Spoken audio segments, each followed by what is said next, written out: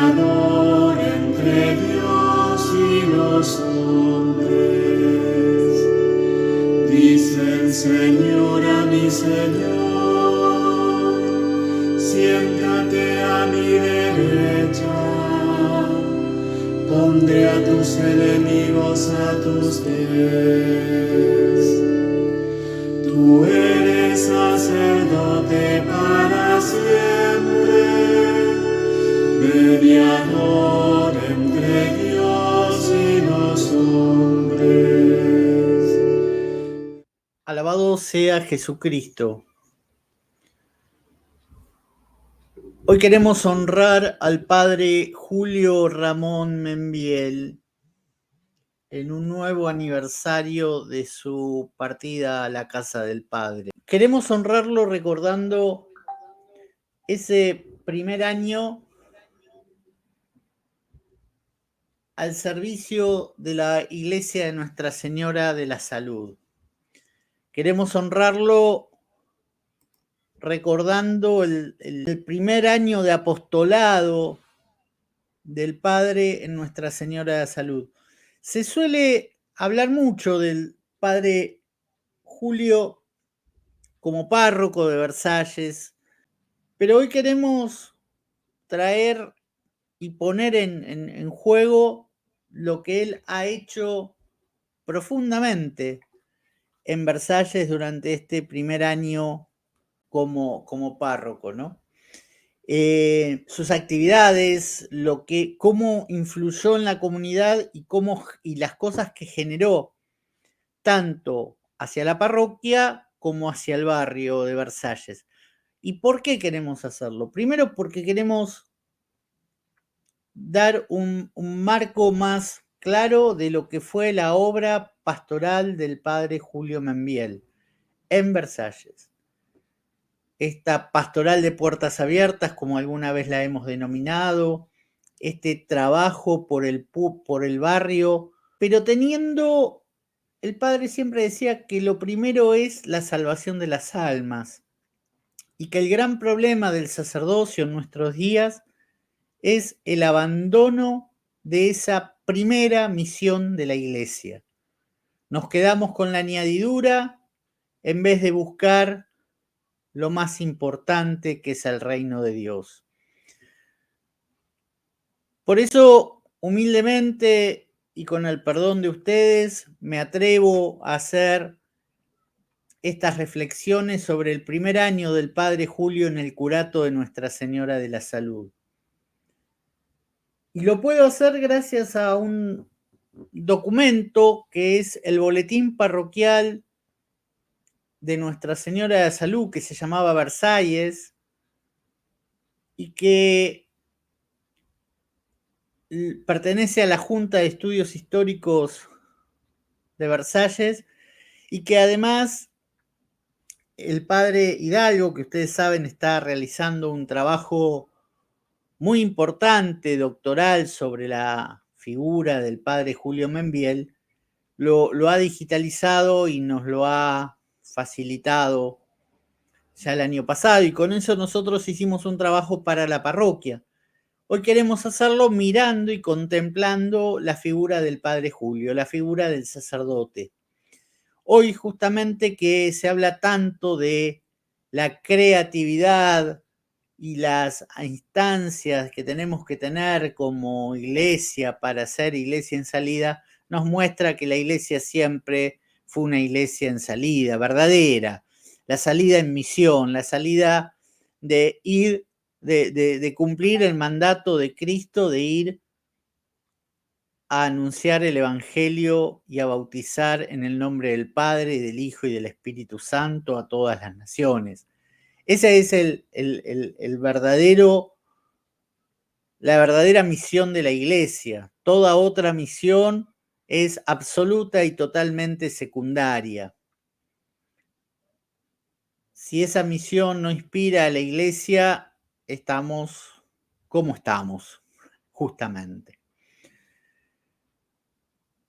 Pidamos entonces al Espíritu Santo para que nos ilumine, nos ayude a dar frutos a esta charla para quienes tengan el honor y la valentía de escucharla y para también quienes la estamos diciendo.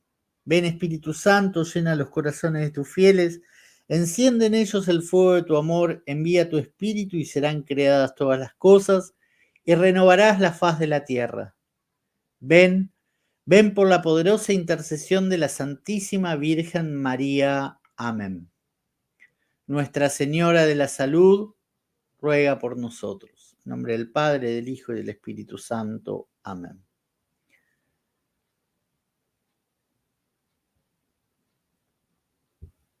El Padre Julio nos enseña que la respuesta hay que darla siempre en el mundo en que Dios nos coloca. En aquel contorno, en aquellas circunstancias, en aquellas coyunturas en las que estamos situados. Recuerdo muy claro al Padre Lojoya enseñándonos que el tiempo en el que nosotros vivimos es el mejor tiempo para nosotros, ¿no? A veces porque es el tiempo en el que nos tenemos que salvar. En otra cita el Padre Membiel va a decir que la respuesta es la santidad, ¿no? Entonces, la respuesta hay que darla en el mundo en que Dios nos coloca, en el momento, en el entorno, en la sociedad en que Dios nos coloca. Por eso, para poder comprender la acción del Padre Julio, queremos ver cuál era el contexto eclesial de aquel momento.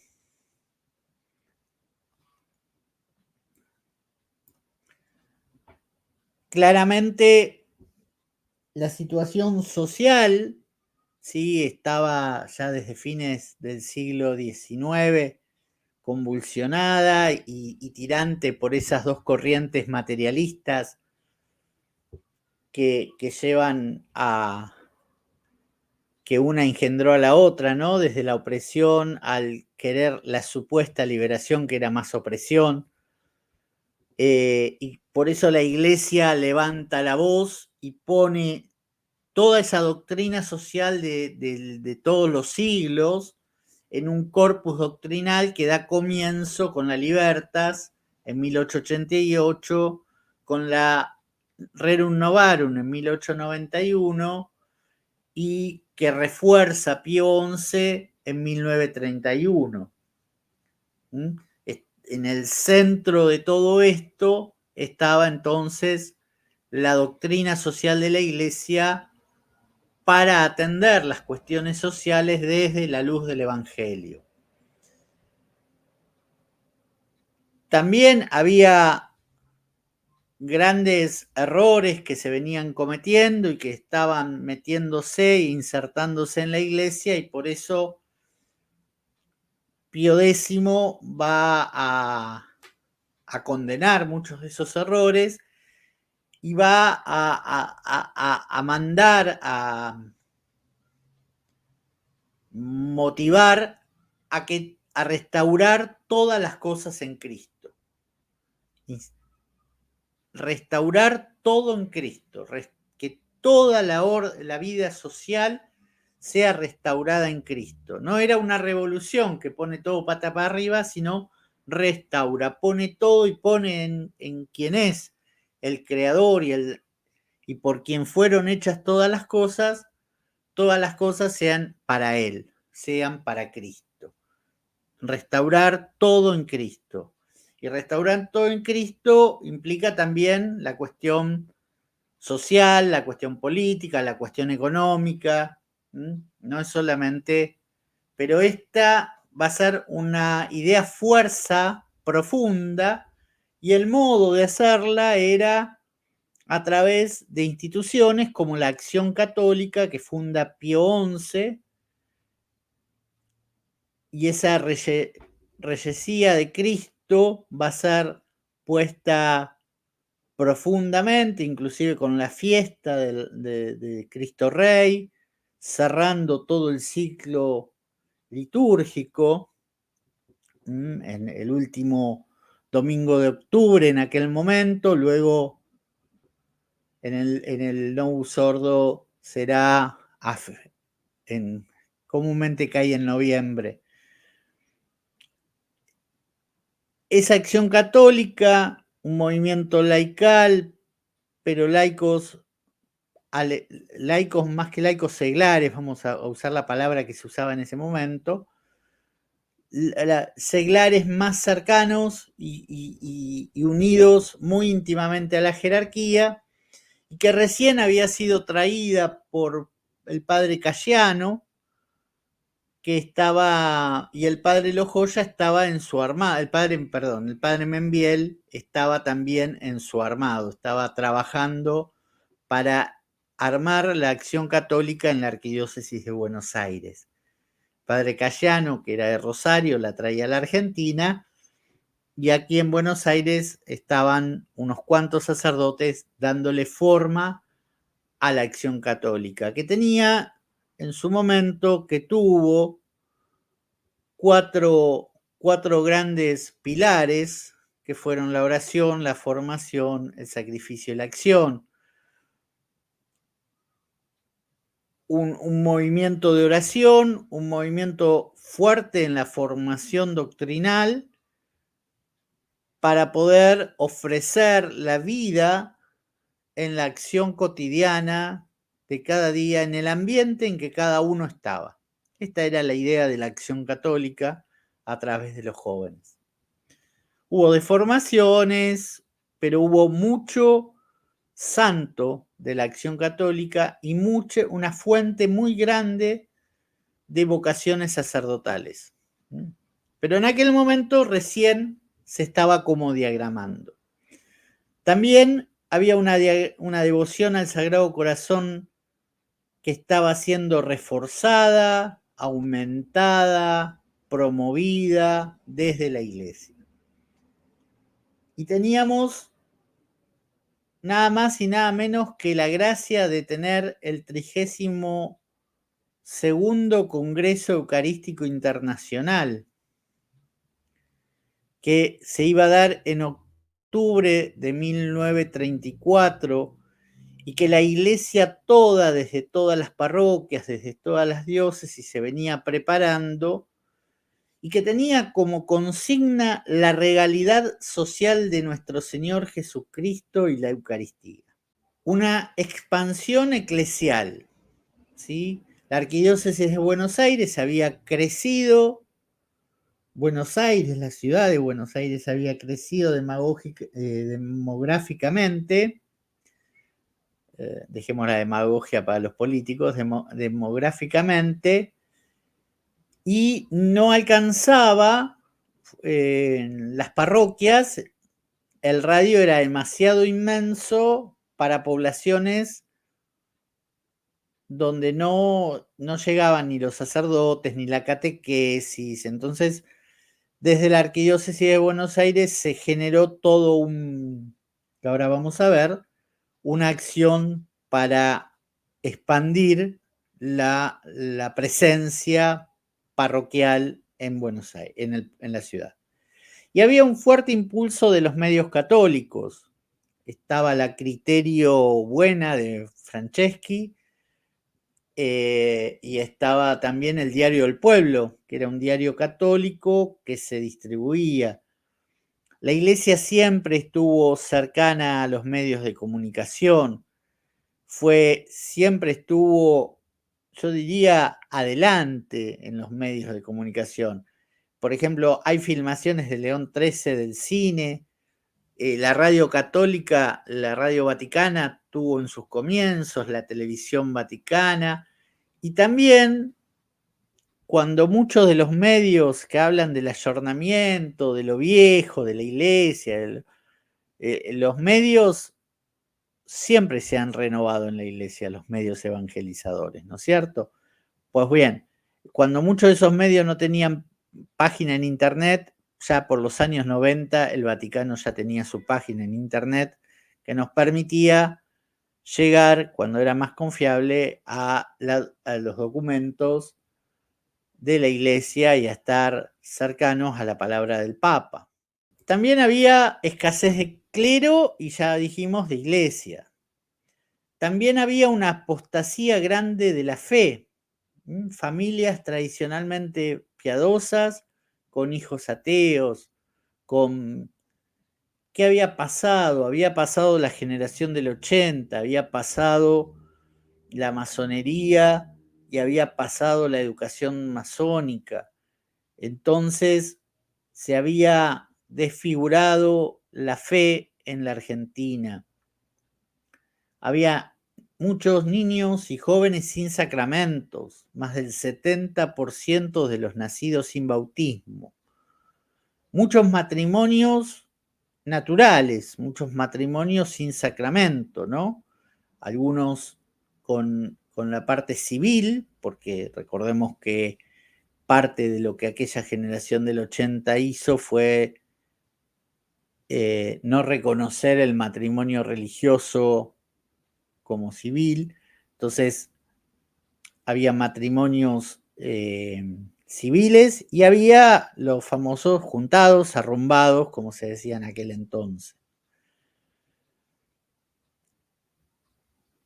Había la situación era bastante distinta a la de ahora, ¿no? Porque ahora directamente no se apuesta a la familia, ¿no? No se apuesta ni siquiera al matrimonio natural, ni civil. Entonces la situación era compleja, pero no con tanto odio al matrimonio como ahora. Incremento del espiritismo, ya comenzaba la escuela San Basilio, comenzaba todo ese mundo del espiritismo a dar vueltas y a rondar en los lugares. Y esa tercera revolución anticristiana de las protestante comenzaba a propagarse con más fuerza en Buenos Aires. Todos estos datos los tomé de una lectura del boletín que hace el Boletín de Versalles en 1933 sobre la situación de aquel momento. O sea, esto no está tomado de otro lado más que de ahí, o sea, es el mismo análisis que hace el padre Julio y la gente que hacía el boletín y la información que había en ese momento sobre la situación de la fe en la Argentina. Fuertes figuras influyentes que me parece que marcan también un poco la acción del padre Julio, ¿no? San Juan Bosco, entre fines del siglo XIX y principios del siglo XX, Don Orione, el cura Brochero y el cura Lorenzo Massa, también salesiano, que inclusive en la revista se hace todo un historial sobre la obra del padre Massa en San Lorenzo, ¿no?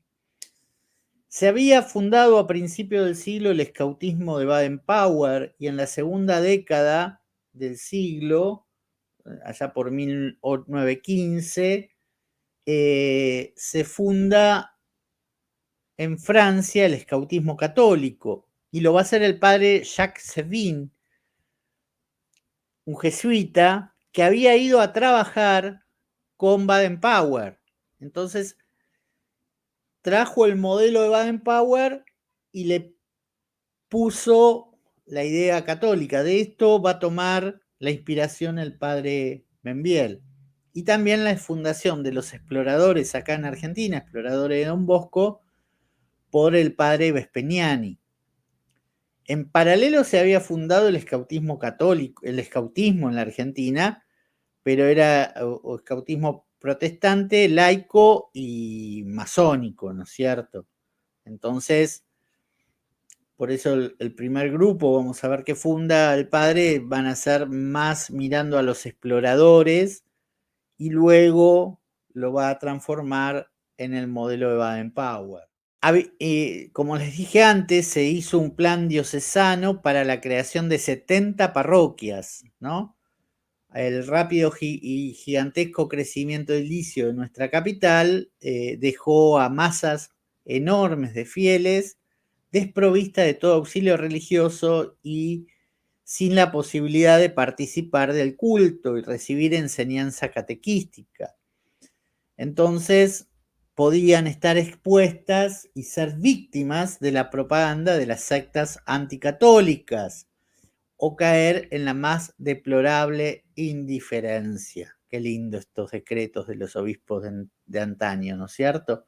Que tienen claro cuál era la tarea de la iglesia. Bien, entonces Monseñor Botaro va a hacer este decreto de creación de 70 iglesias que la llevará a cabo, primero como su vicario y luego como arzobispo de Buenos Aires, Monseñor Copelo, a la postre arzobispo de Buenos Aires y cardenal primado de la Argentina. Los inicios de la parroquia. Veamos el inicio de la parroquia. En 1927 se compran los terrenos y se da inicio a un oratorio que va a estar conducido y guiado con la misa dominical por el padre Rosselli. En 1928 el padre Manuel le va a traer desde Molinara la imagen de Nuestra Señora de la Salud. Padre Manuel era un sacerdote que trabajaba en la curia y que le había pedido a Monseñor Copelo si traía él la imagen que él fundara una parroquia a nombre, con la titularidad de Nuestra Señora de la Salud. En 1931 se crean instituciones como las Conferencias Vicentinas, el Apostolado de Oración y las Hijas de María.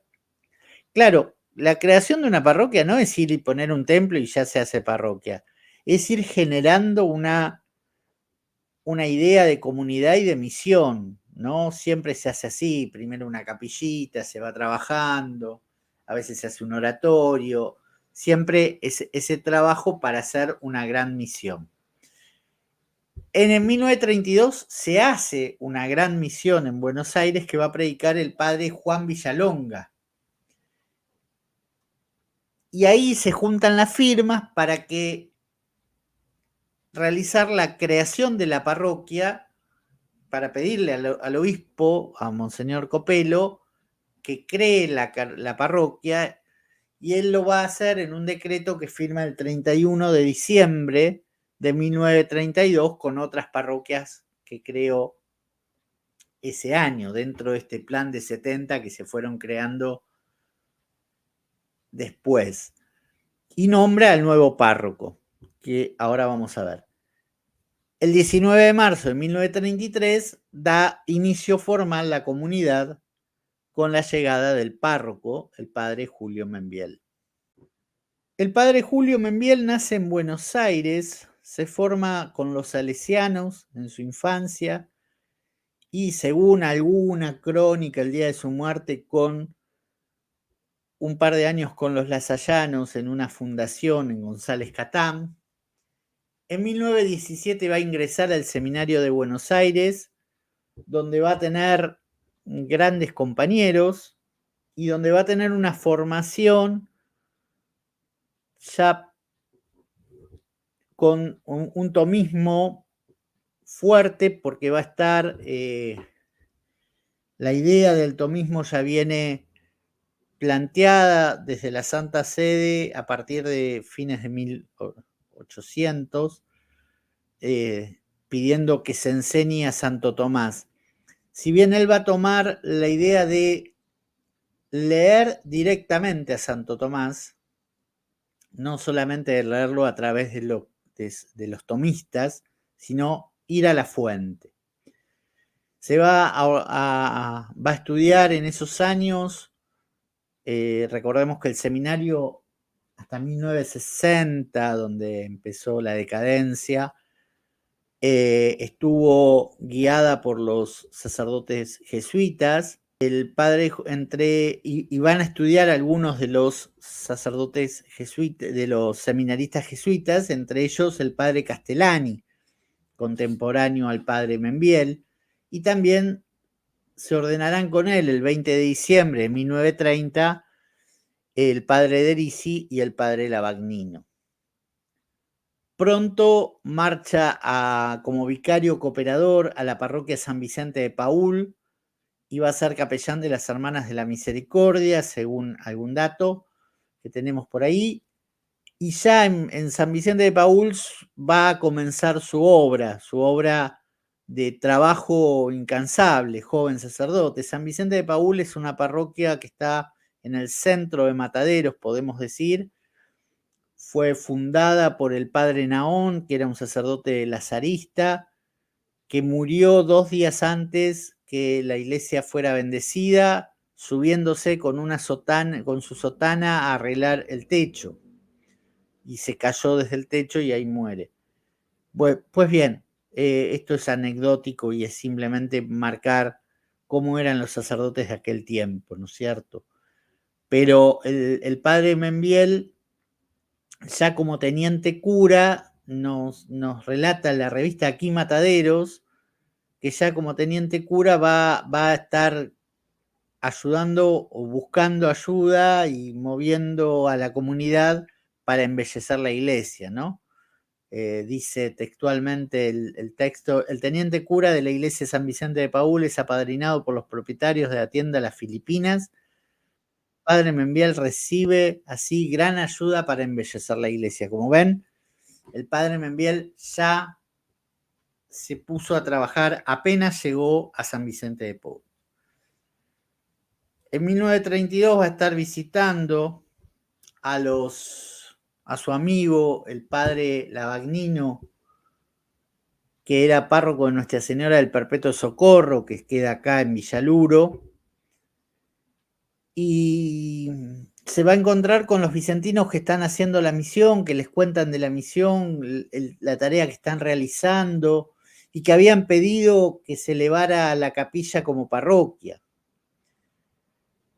Vio encendido su celo apostólico y no dudó en ir a ofrecerse directamente para la empresa al nuevo arzobispo, Monseñor Copelo,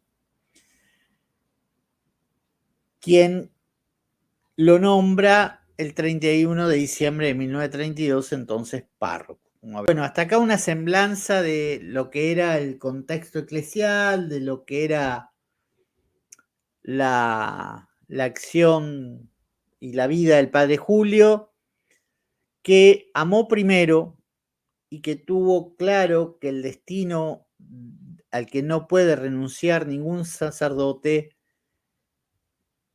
es salvar almas.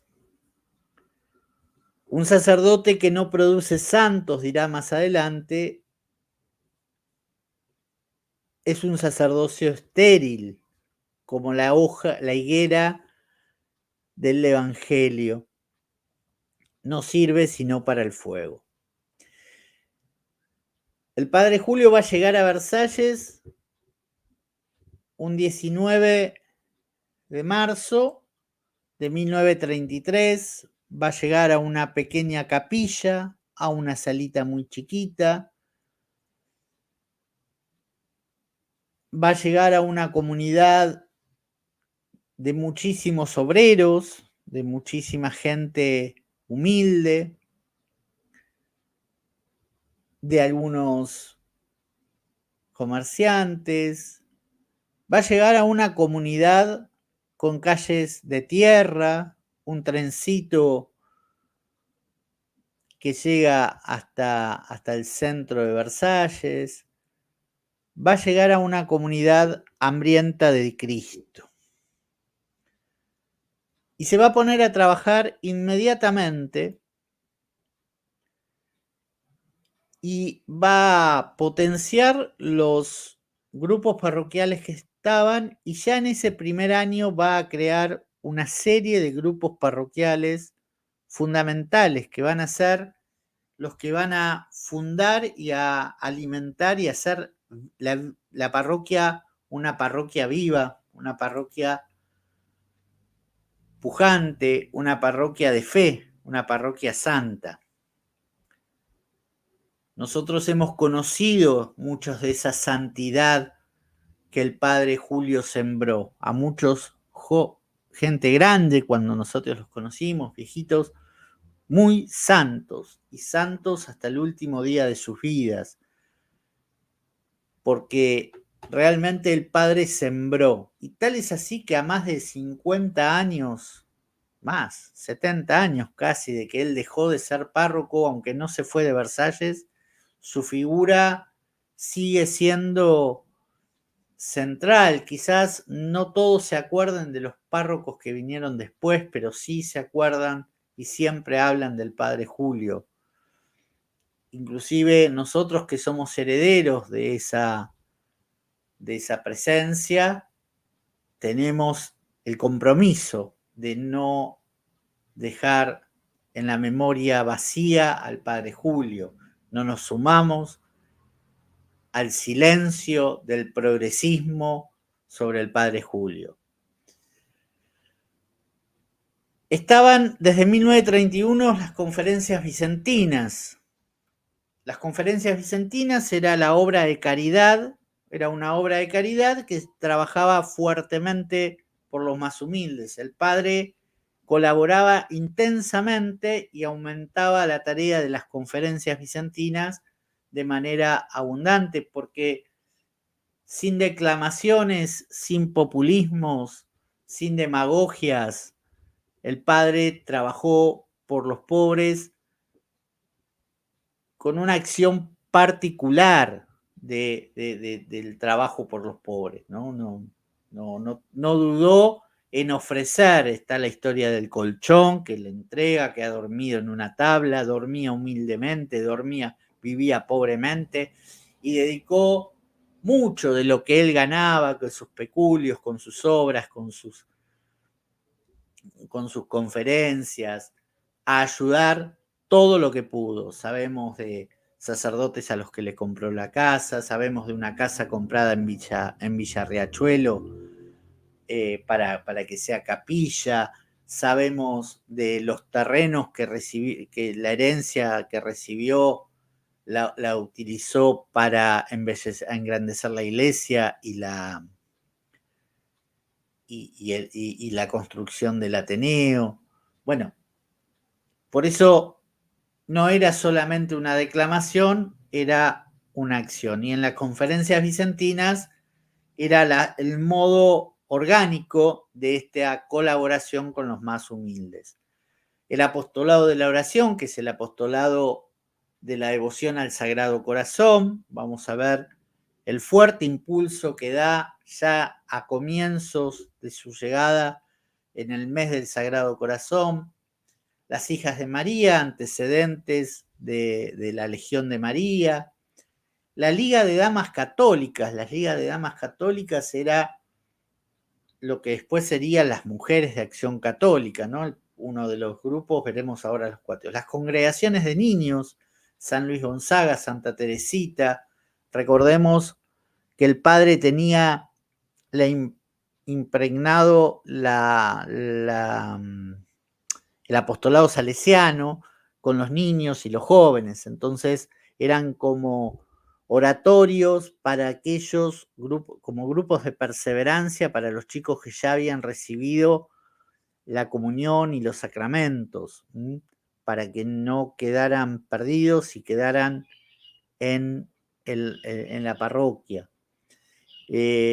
Van a nacer allí los exploradores de Versalles, que luego se llamarán exploradores católicos de Versalles, y que luego, con este giro en el modelo tomado del padre francés, del jesuita francés que había creado el escautismo católico, bajo el modelo de Baden-Powell, se van a llamar Scout de Baden-Powell.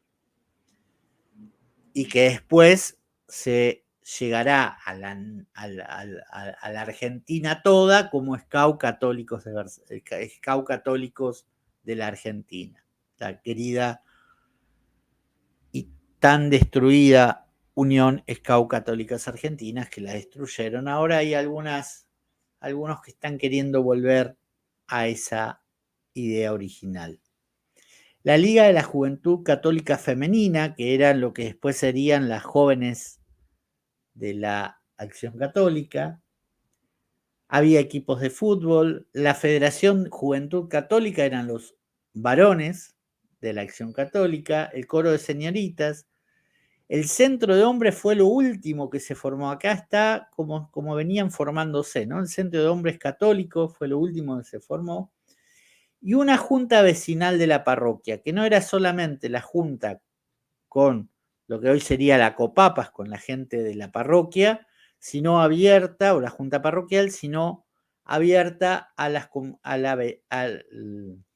los vecinos, ¿no? Porque querían también trabajar para el barrio. Y la catequesis parroquial. Dentro de las acciones pastorales, la primera va a estar centrado en la liturgia. Aquí hay dos motivos, ¿no? El movimiento litúrgico y el empuje que dio Pío X y Pío XI al Pío X fundamentalmente a la liturgia. Y también va a estar el camino y la preparación al Congreso Eucarístico Internacional, ¿no? Entonces se van a juntar y él va a activar mucho que la parroquia sea una parroquia litúrgica, sea una parroquia porque, como dice Juan Pablo II, la Iglesia vive de la Eucaristía. Por tanto, la mirada de la Iglesia se dirige continuamente a su Señor, presente en el sacramento del altar, en el cual descubre la plena manifestación de su inmenso amor. Sobre el final nos vamos a ocupar un poquito de lo que pasó en Francia, porque no podemos dejarlo, ¿no? Entonces, ¿qué tiene que ver con la Eucaristía? Y tiene que ver con la liturgia, y tiene que ver con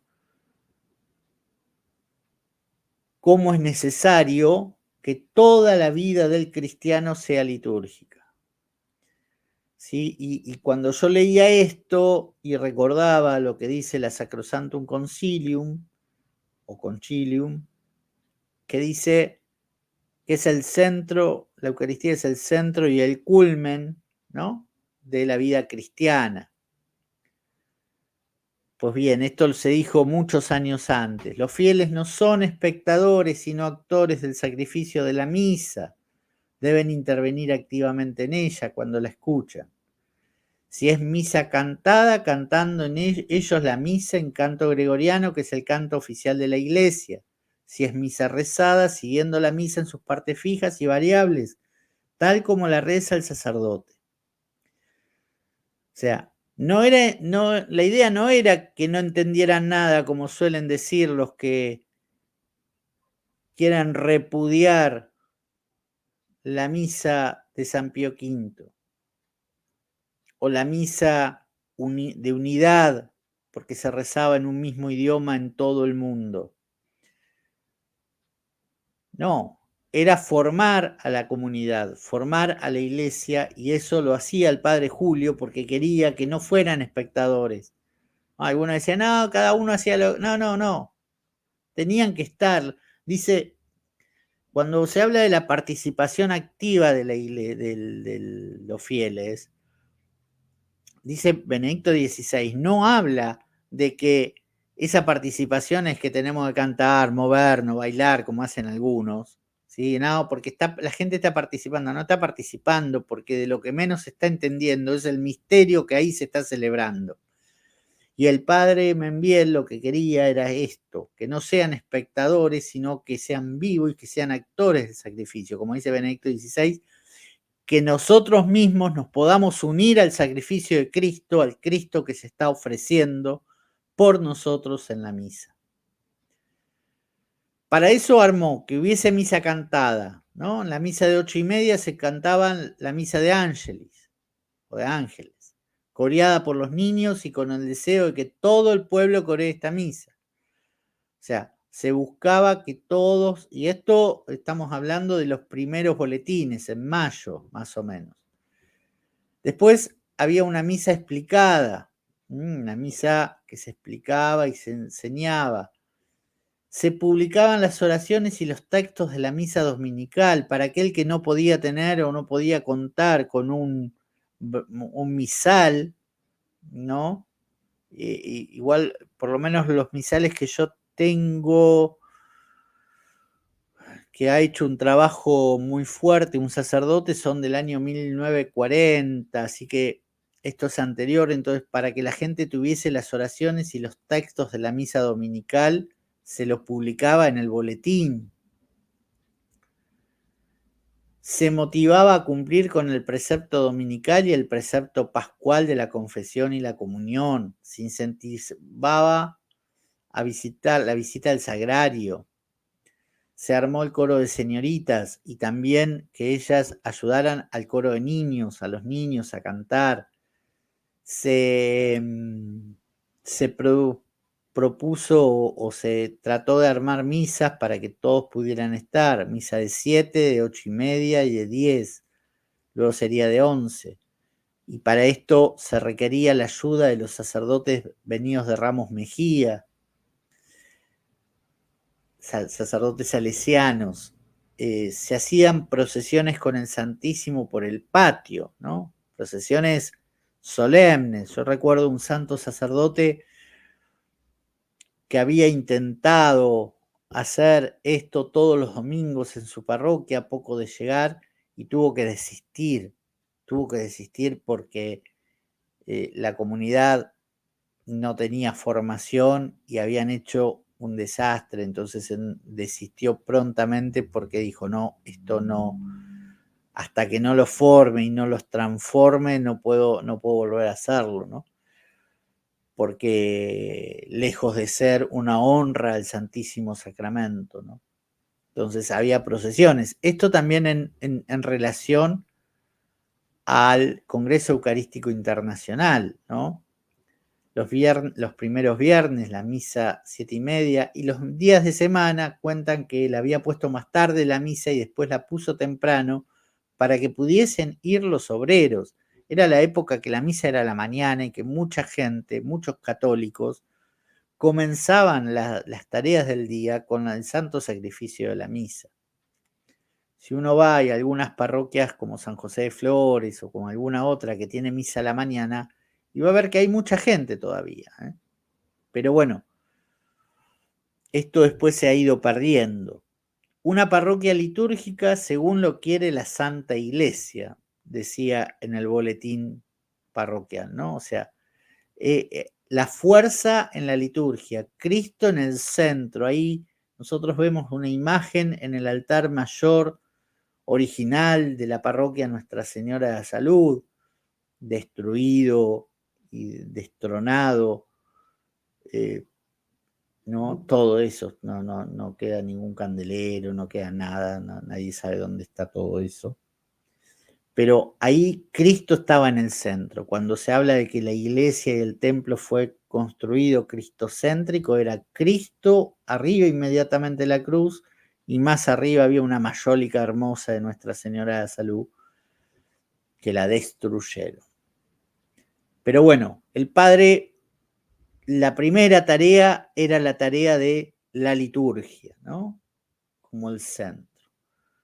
De abril a octubre se dieron 29 bautismos, 20 comuniones que se dieron en junio, y en agosto se va a comenzar, no tenemos los datos del 8 de diciembre, para convocar otra tanda para poder dar los sacramentos.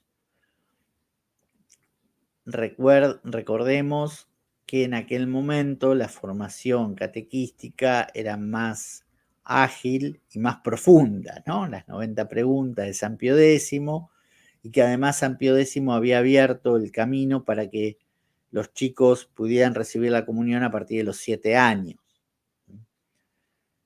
Hace poco un obispo reforzaba eso y decía, cuanto antes, si formáramos bien, cuanto antes lo hiciéramos mejor, para que los chicos no se perdieran tan rápido. Bueno. Y después, 10 matrimonios, muchas fueron regularizaciones. Y esto tiene que ver con lo que habíamos dicho antes. La gente no se casaba por iglesia. Entonces, mucha tarea misional del comienzo era generar que la gente regularizara su situación frente a Dios. Un punto importante, el padre va a armar un censo, ¿sí?, sobre el aspecto católico. Él quería saber cómo estaban las familias sobre el aspecto católico, que es el único que nos interesaba. ¿Por qué? Porque sabiendo en dónde estaban parados era saber cómo comenzar, cómo avanzar, qué misión hacer, cómo trabajar con las familias. Y después va a darle un lugar preponderante dentro de ese año al mes del Sagrado Corazón.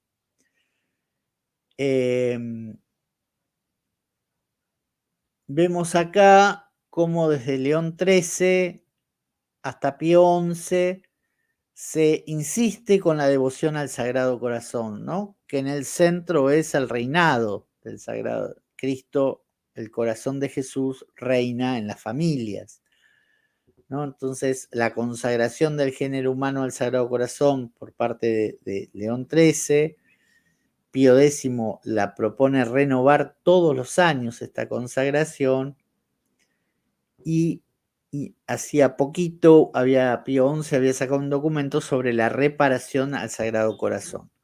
Entonces el padre Julio, ¿qué hace? Arma un mes del Sagrado Corazón porque quiere que la parroquia lo celebre con especial solemnidad, ¿no? Entonces va a haber exposición al Santísimo, va a haber rosario y va a haber predicación sobre las grandezas del Sagrado Corazón.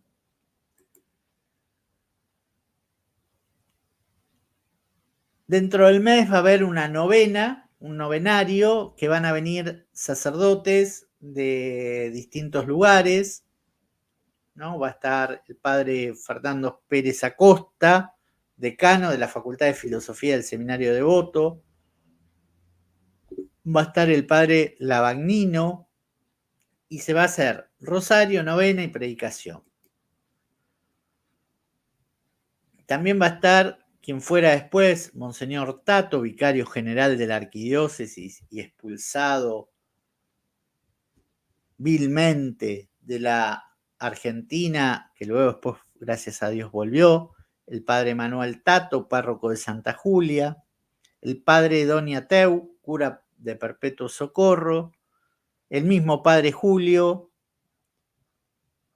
el padre Alsina, cura del Niño Jesús de Villa Lugano, que también es una parroquia que estaba en sus nacientes, y el padre Trinidad González, capellán de Santa Unión. En ese mes del Sagrado Corazón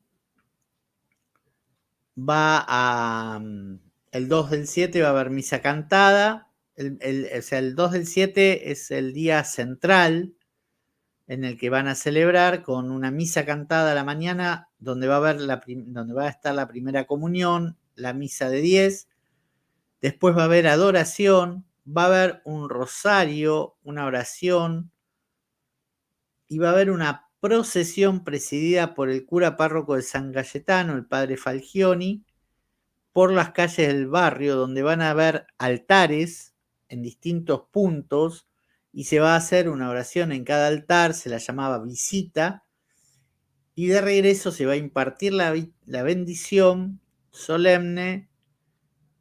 Luego la banda de la policía va a entonar el himno y por último va a predicar el párroco Falgioni, que había sido invitado.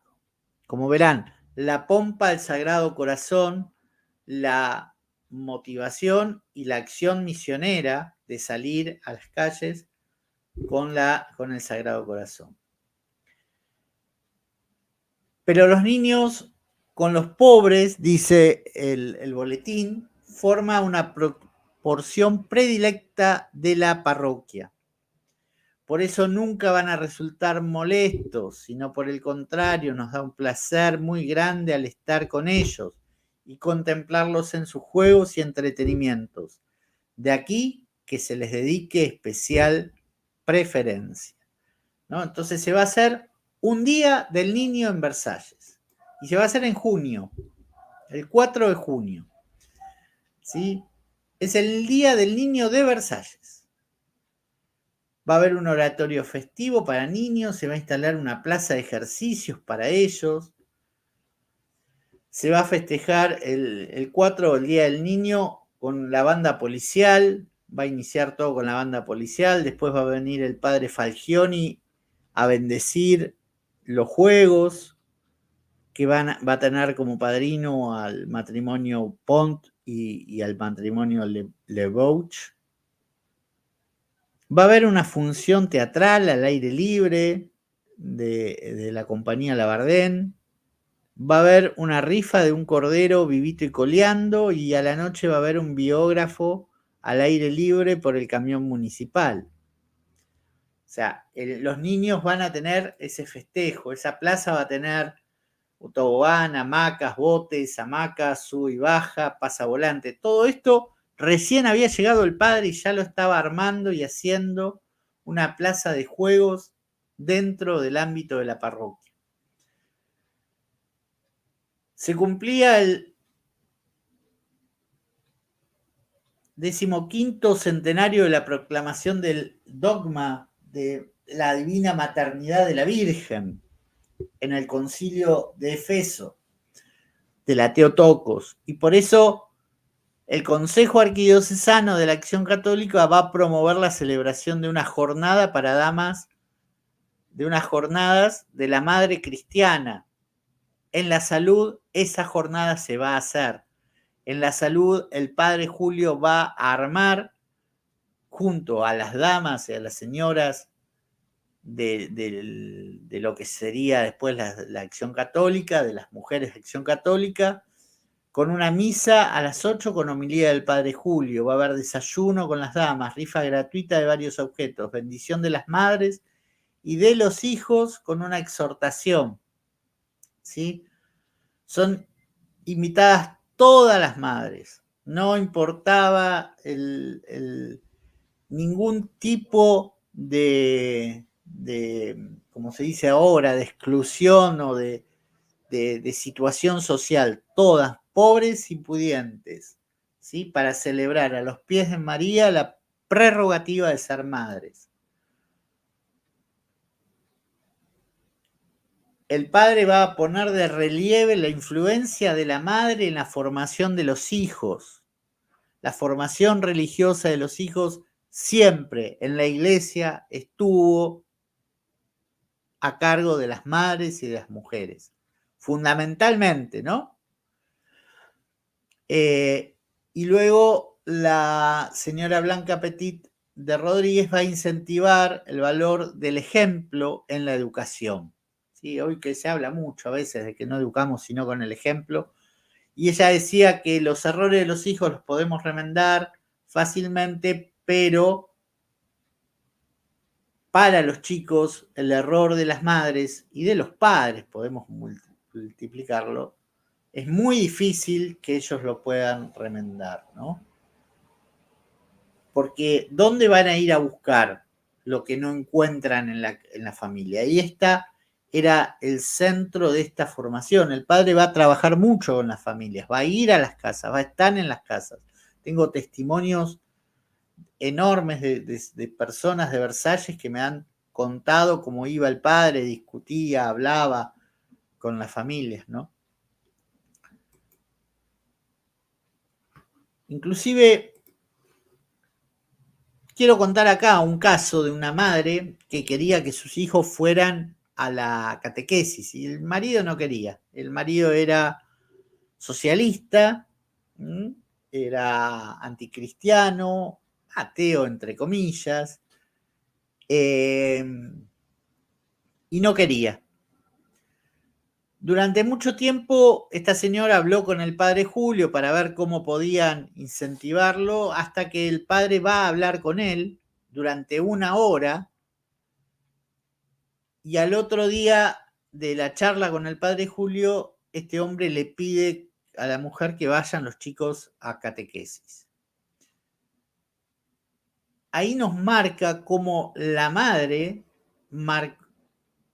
apuntalaba la formación de los hijos y el padre no, ¿no? De más está decir que este hombre admiraba mucho al padre Julio, lo admiraba por lo que otros hoy lo castigan, ¿sí? Por su defensa acérrima de la fe, lo hablaremos más tarde, y al final de sus días pidió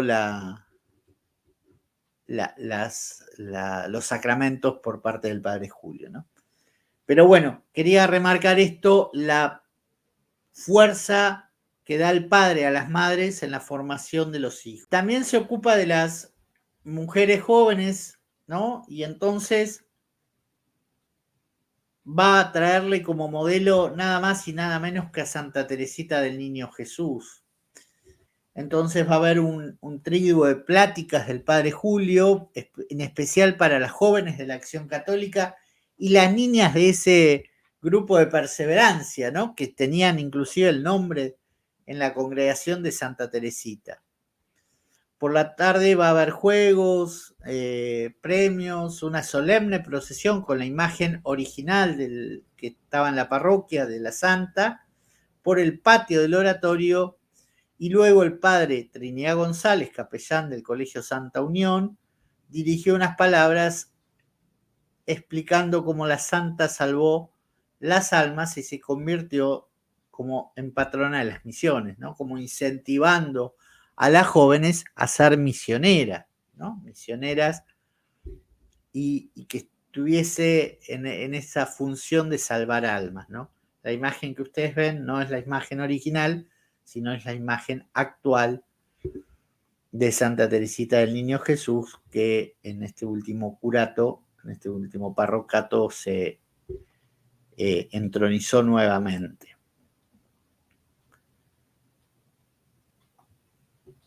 Para las fiestas patronales también, ¿no? Se trajo al padre Queral, que celebró la novena, vivió en la parroquia durante ese tiempo. Por la mañana había misa y plática, y después por la tarde, rosario, sermones misioneros, novena y bendición.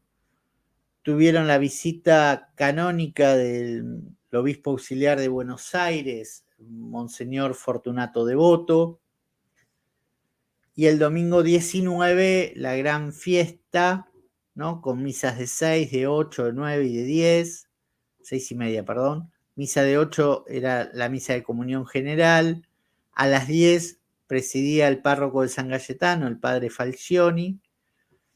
Luego el padre Cepich, que creo que también era compañero del padre Julio y que fue un gran orador, hizo un panegírico de la Virgen.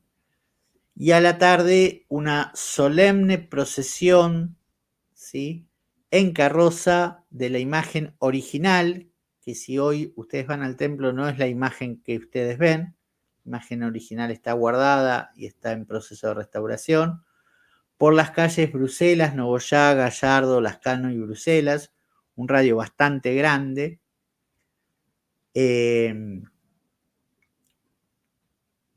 Para honrar a Nuestra Señora. Y una gran obra, se habla mucho que el padre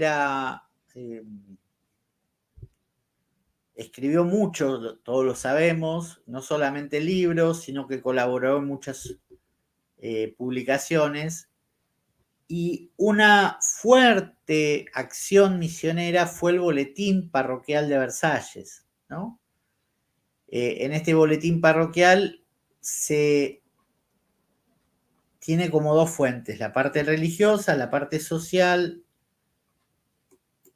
y tiene muchas secciones, ¿no? Doctrinales, vida contemporánea, actualidad, crítica, literarias, misceláneas, humor. Hay secciones para la mujer, secciones para los niños. Va a estar la palabra del párroco, que por lo menos en algunos está muy focalizada en el amor a la iglesia, en que la iglesia, el centro es la iglesia, de que la parroquia hay que amarla, de está focalizado en inspirar en ese primer año ese amor a la iglesia y ese ser parte de la iglesia.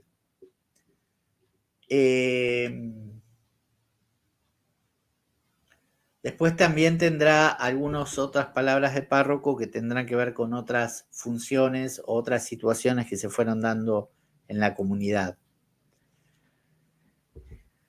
Va a tener noticias parroquiales, va a haber noticias de los grupos, de las celebraciones. Va a estar el proyecto del nuevo templo. El padre llegó el 19 de marzo y ya ese año se empieza a hablar del nuevo templo. Bueno, después vamos a hablar del templo.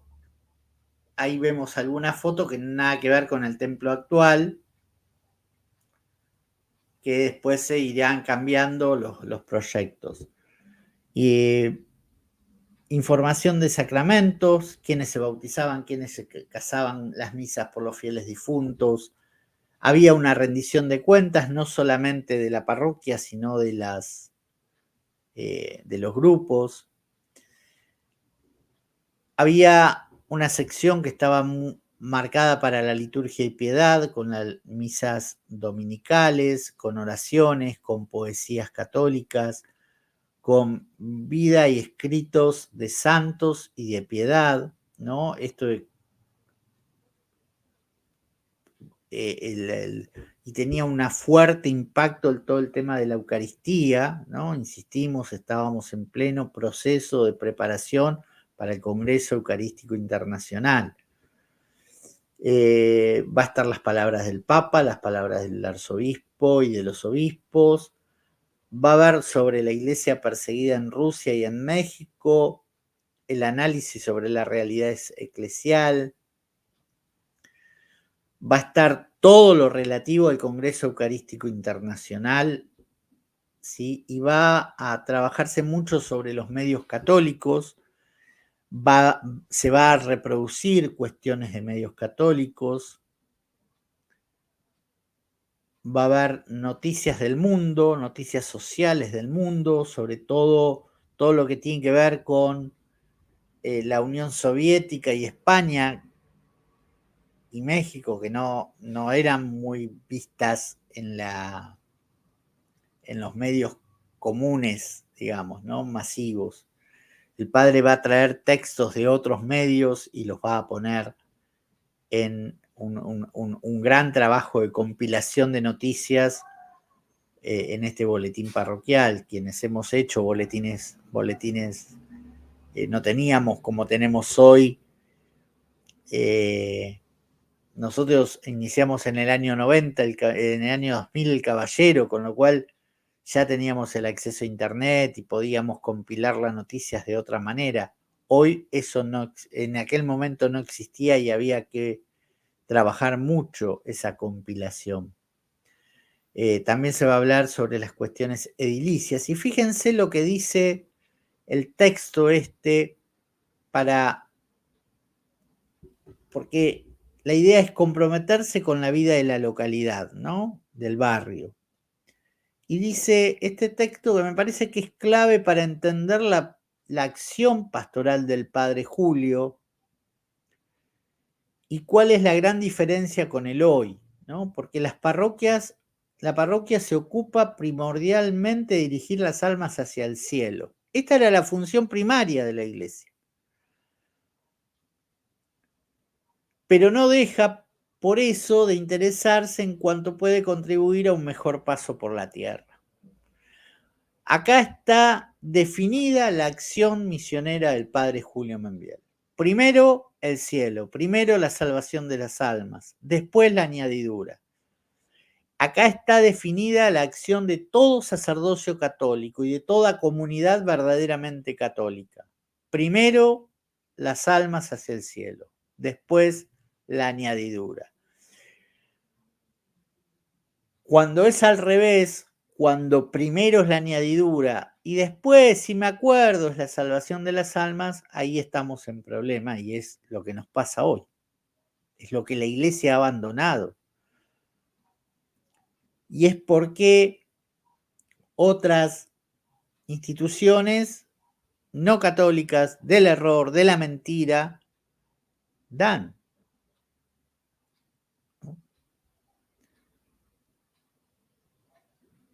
Va a abrir el boletín parroquial a las instituciones barriales, ¿sí?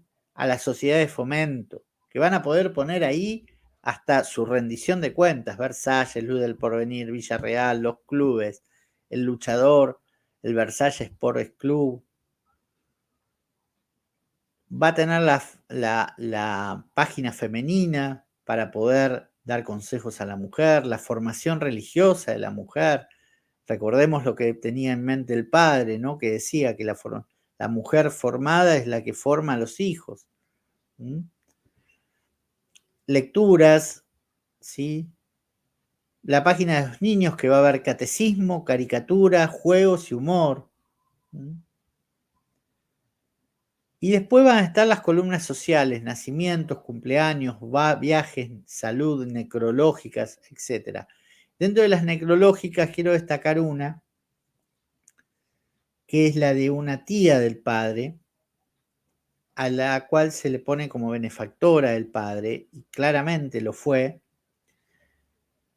Es probable que de ahí hayan salido los fondos para hacer el primer salón que se hizo durante ese primer año, el salón parroquial, un salón grande que empezó a construirse para poder tener algo, porque no había más que una piscina muy chiquita, que era la casa parroquial.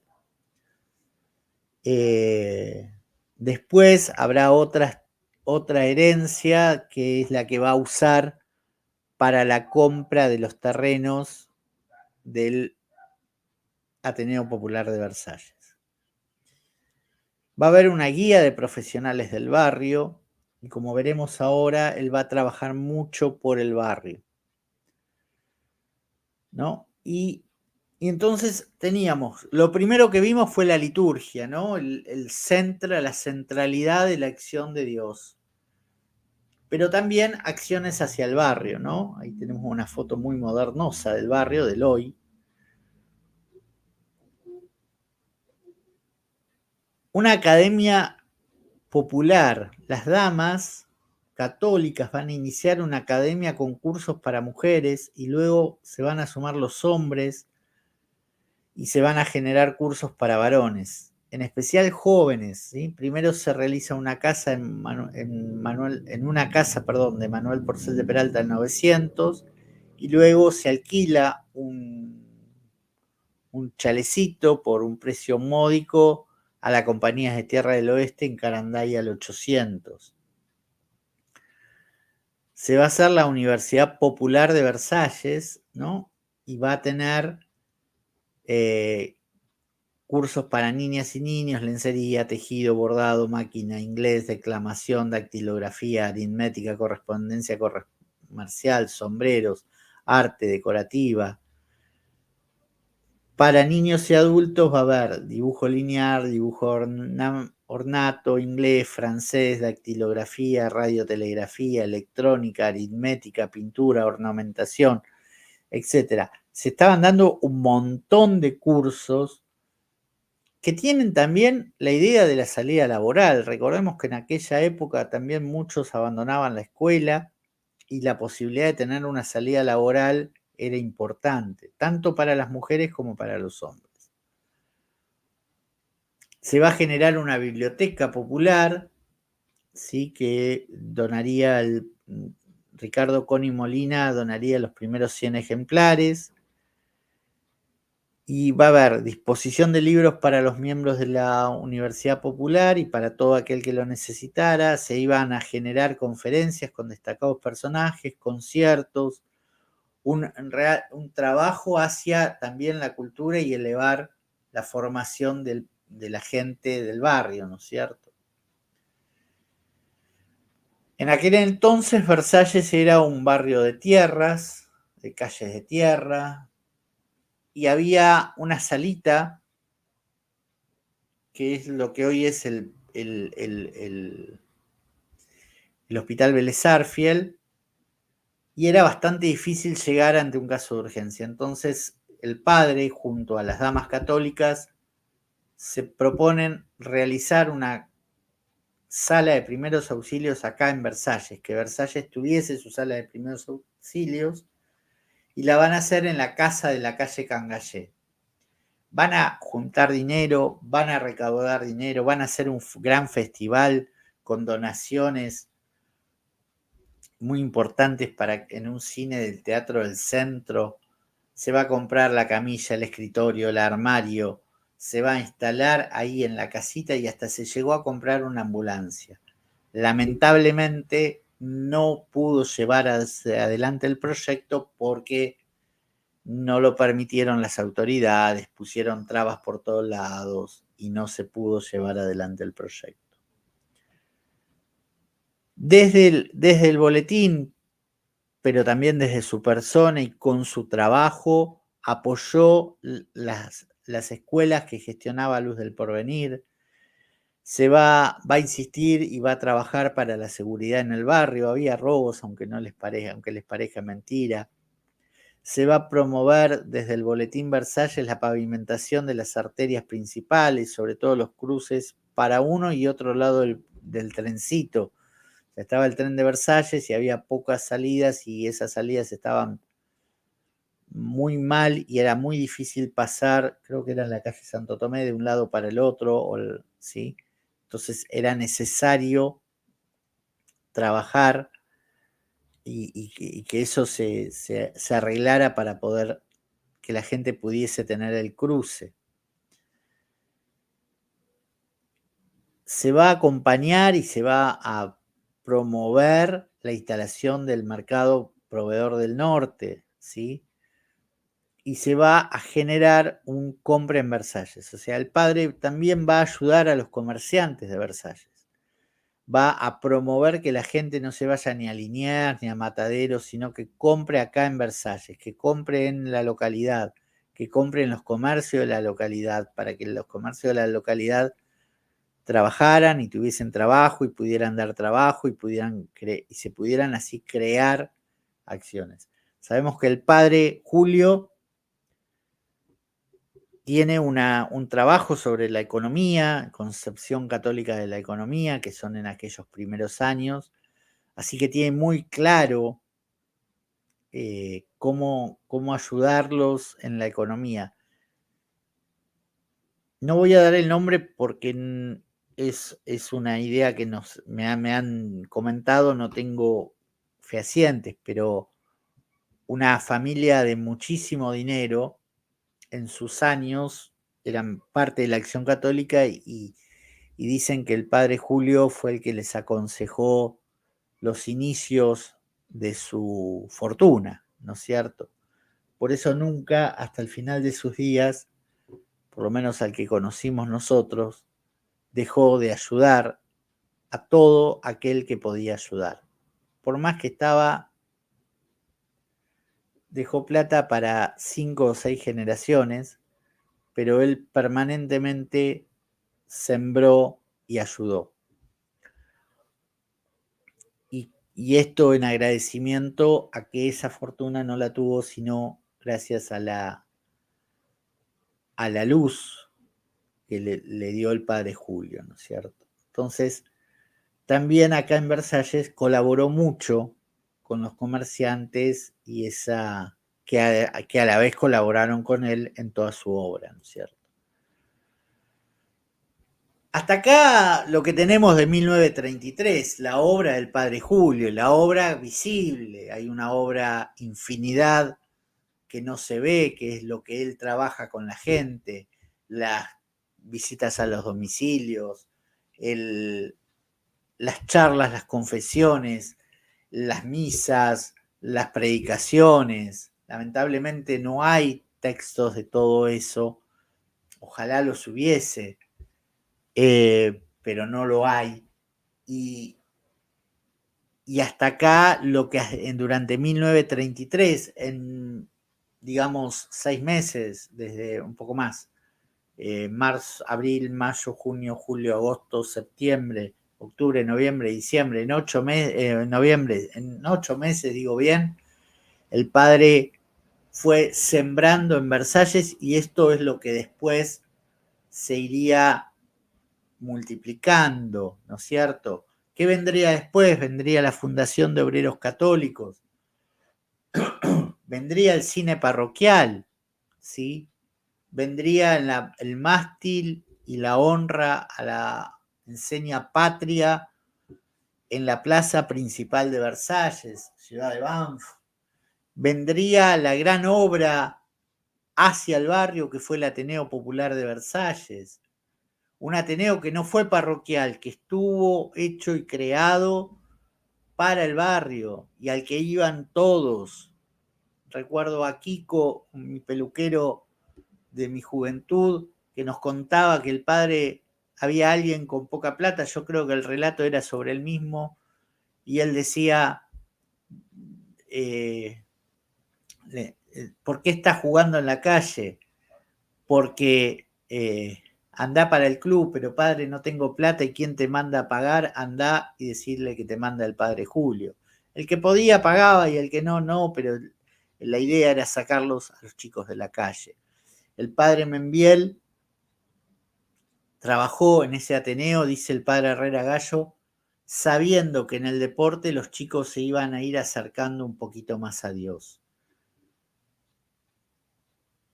Habíamos hablado que ya en 1933 había empezado el diseño del templo, que fue variando y cambiando, ¿no? No tocó en suerte ser una iglesia clonada, como la llaman, a la mayoría de las iglesias que se crearon, que se edificaron durante la gestión del padre, del cardenal Copelo, ¿no? Esas iglesias del arquitecto Massa, si mal no recuerdo, que tienen en el centro era el altar mayor, en ese momento estaba el sagrario, a un costado el Sagrado Corazón y en el otro la Virgen de Luján. Más o menos en todas las iglesias tienen esa imagen. Y ahí nos habla también de esa devoción al Sagrado Corazón.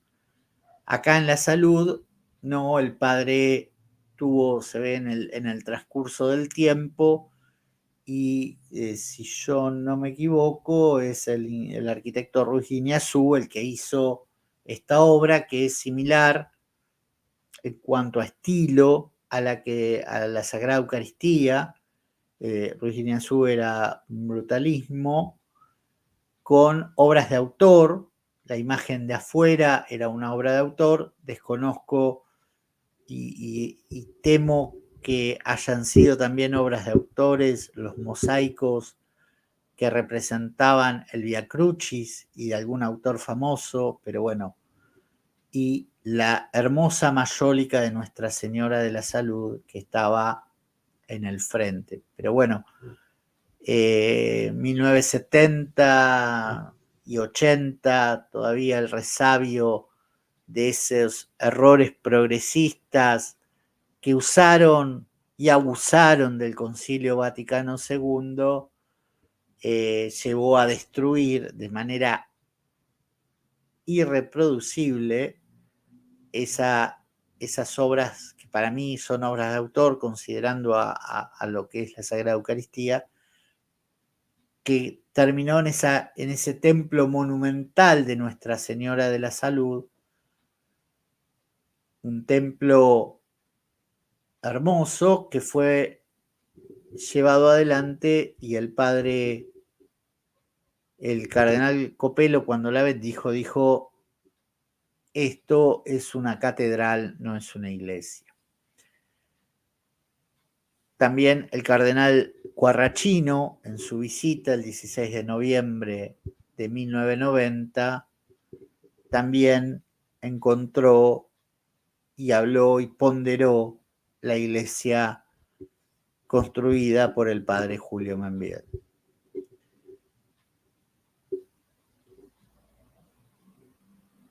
Símbolo de lo que construyó en las almas de aquel entonces. Símbolo de lo que construyó con esa premisa de la salvación de las almas. en los corazones y en las almas de aquellos niños y de aquellos jóvenes que aún hoy todavía quedan algunos mayores que quizás no vivieron toda su vida en la fe, pero que saben y van y respetan y viven la fe solemnemente.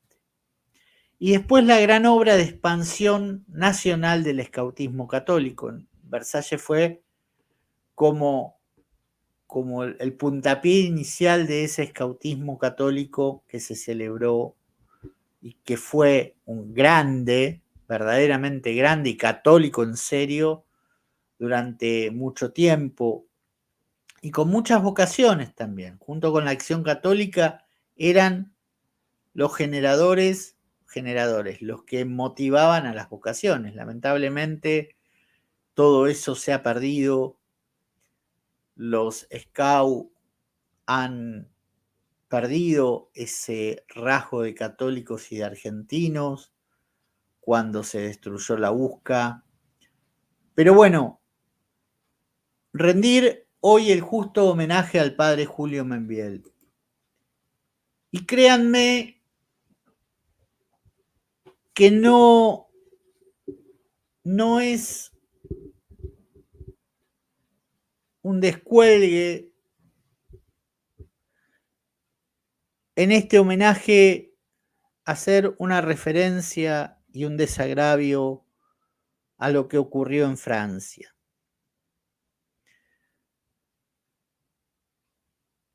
Realmente fue doloroso, fue terriblemente doloroso.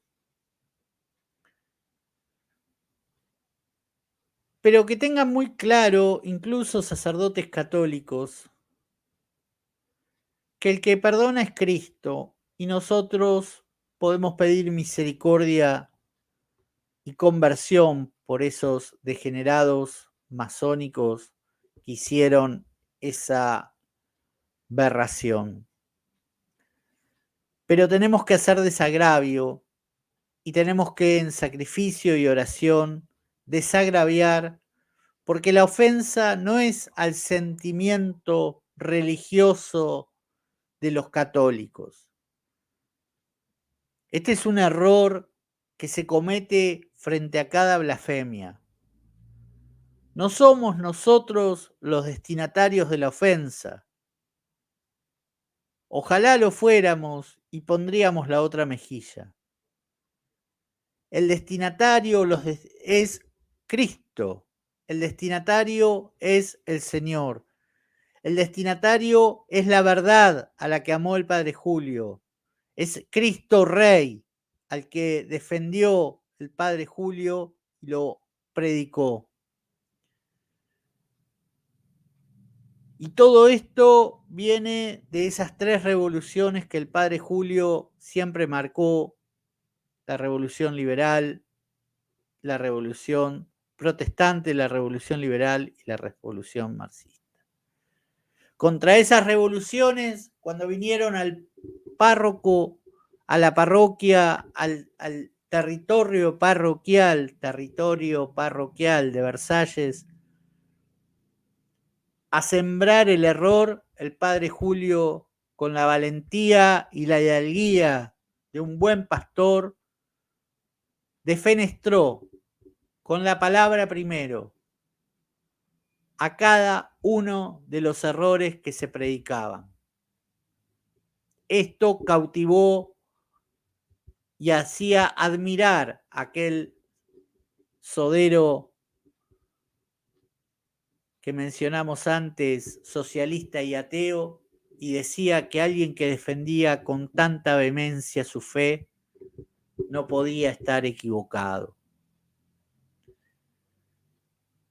Lamentablemente, desde las altas jerarquías, el año pasado se quiso difamar al Padre Julio y se usó burlonamente ese hecho.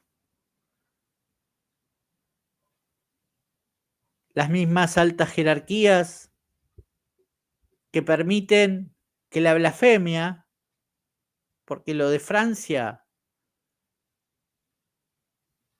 ¿Qué podemos esperar de la masonería internacional? ¿Qué queríamos? ¿Que hicieran un canto a Cristo Rey, una adoración eucarística? Si nosotros no respetamos la Eucaristía, si los obispos celebran como se le canta, si no respetan las vestimentas, si se sacan la mitra, si no usan la casulla, hay un odio a la casulla, si celebran y hacen lo que quieren, si se ponen casullas o banderas LGTB en los altares, si se celebra la Pachamama. ¿Qué queremos? ¿Qué esperamos? ¿Qué esperamos de los otros si nosotros vivimos blasfemando contra la Sagrada Eucaristía? Contra esa liturgia que el Padre defendió y honró y hizo que la parroquia fuera una parroquia litúrgica según lo quería la Santa Iglesia. Nosotros somos lo que queremos y hacemos lo que queremos. Cada sacerdote celebra con su librito. Vas a una parroquia, cantan un Gloria, que no tiene nada que ver. Vas a otra y cantan otra, que tampoco tiene que ver. Y se habla que eso es unidad. No, queridos hermanos, si la blasfemia es permanente, si la liturgia es, si la misa, ¿sí?, es día a día, se celebra en una pileta, se hace para liturgias con chicos en paños menores, para enseñarles la liturgia. Se utilizan canciones de protesta, se vive bailando. Hasta el otro día llegó un video que hay un obispo que baila, no lo ponemos porque nos parece, entra bailando al altar y después se desgarran las vestiduras por lo que pasó en París. Yo me desgarro las vestiduras por lo que pasó en París, porque es la ofensa a Dios nuestro Señor, claro que sí, pero también repudio, y el caballero de Nuestra Señora repudia todas las ofensas que se hacen a nuestro Señor en la liturgia, porque eso es lo que nos enseñó con su vida el Padre Julio, a no callarnos. Vamos a terminar el homenaje que hiciera el doctor Antonio Caponeto. Muchas gracias. Suscríbanse al canal, denle me gusta y si pueden colaborar también con la obra, estaría muy bueno. El 2 de agosto del año 1973, cuando después de varios días de dolorosa agonía, se nos marchó para siempre. Ofreció sus pesares por la Iglesia y por la patria. Y tal vez musitó aquella oración que le enseñó a los pequeños y a los jóvenes del escautismo católico. Señor, estoy siempre listo. Yo quiero seguirte a través de todo, sin miedo y sin tacha. El alma fuerte y la frente levantada. Sobre su tumba, un texto paulino lo resume todo. Amó la verdad. Sobre su tumba me fueron dictados un día que la visité solitariamente, me fueron dictados, digo, estos pocos versos que ahora comparto con ustedes.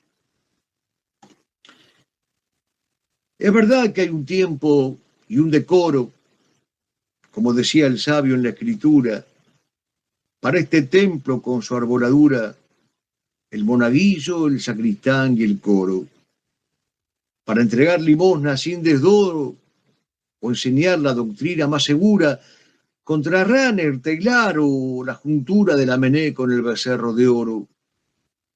Para el pobre esta cama que valoro, al difunto cristiana sepultura, y en lazo sobra de la singladura, la ciencia indocta en Maritain deploro. Uno y trino saquera, el Dios que adoro, una siempre la fe en la noche oscura, una la patria que en silencio lloro, rota por el pecado y por la usura. Es invierno en Versalles. De memoria responde a Garrigou, lee el oficio de ver el gran misterio de la historia o el campamento escao en el solsticio. A la tarde predica un ejercicio, atiende una visita perentoria. Después el padre lo llamó al servicio. Padre Julio Ramón Membiel, sacerdote de Jesucristo. Presente. Tú eres sacerdote para siempre, mediador entre Dios y los hombres. Dice el Señor a mi Señor, siéntate a mi derecha. Pondré a tus enemigos a tus pies. Tú eres sacerdote para siempre, mediador